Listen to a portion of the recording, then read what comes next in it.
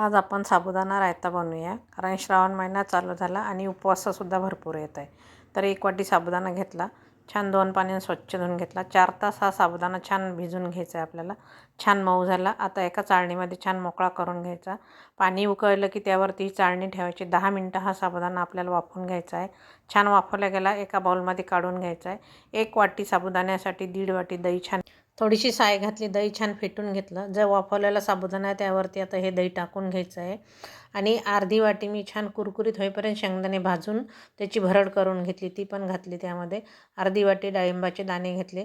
आता आपण तूप गरम करून त्यामध्ये काजू तळून घेऊया. काजू तळून बाजूला काढून ठेवूया.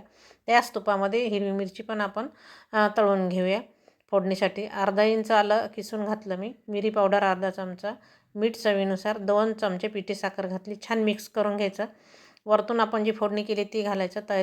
वरतून थोडेसे तळलेले काजू घालूया. नक्की ही रेसिपी करून बघा. धन्यवाद.